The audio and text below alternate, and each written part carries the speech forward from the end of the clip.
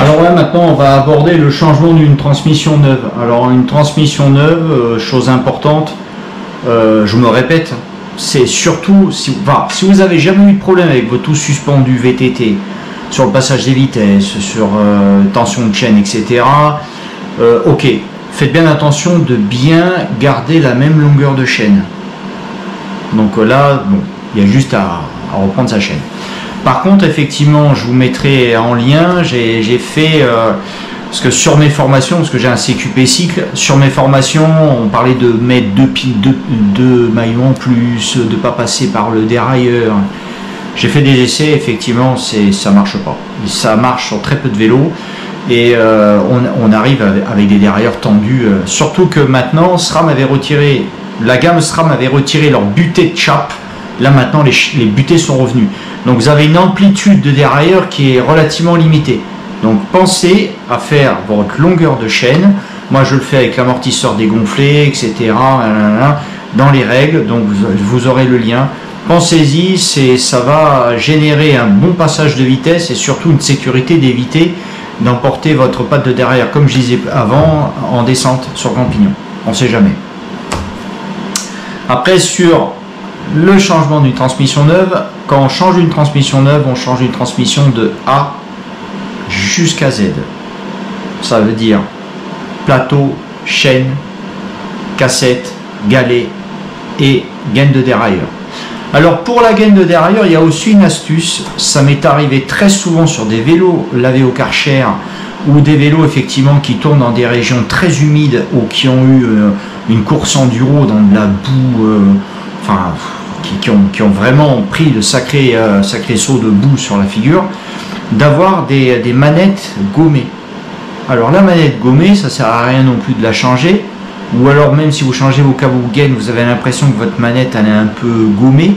Il y a juste à ouvrir, démonter sa manette, retirer son câble, prendre du dégraissant disque frein, bien la dégraisser, attendre que ça s'évapore bien, et ensuite mettre du WD-40.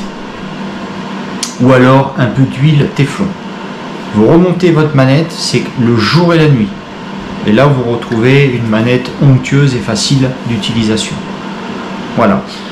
Sinon, effectivement, il peut y avoir d'autres pannes, mais je pense qu'avec ce que je vous ai dit, je pense qu'on a fait vraiment le tour déjà au niveau des diagnostics et des problèmes qu'on peut avoir sur les transmissions. Voilà, bah écoutez, bonne mécanique et à bientôt, PTT à 2. Alors juste un petit hors film des astuces. Alors déjà moi j'ai ce petit partool en outil pour effectivement, je vous le montre, pour l'usure de la chaîne.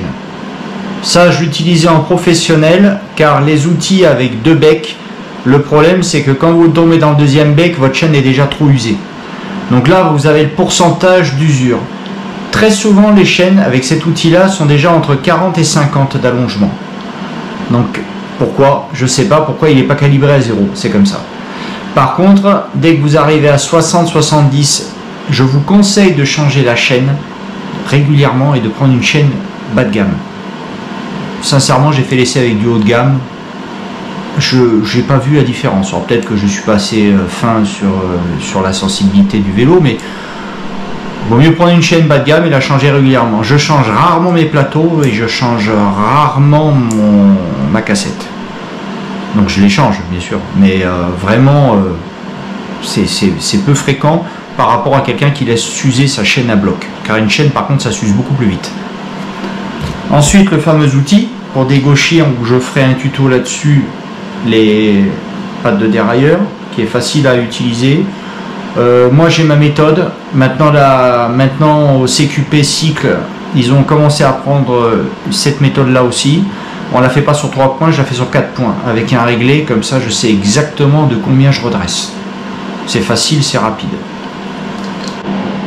Alors une autre astuce aussi que les gens connaissent très peu, c'est en particulièrement vrai sur SRAM, c'est que quand la transmission commence à s'user, l'englobage, ça veut dire la hauteur entre le galet du haut avec la chaîne et le creux du pignon le plus près du galet. Normalement c'est à peu près de 7 à 8 mm. Après vous avez des outils qui sont livrés chez SRAM, les outils rouges, Mais souvent, quand la transmission commence à s'user un petit peu, il faut réduire l'englobage pour continuer à avoir une montée et une descente correcte. Ça, c'est l'astuce du mécano. Voilà.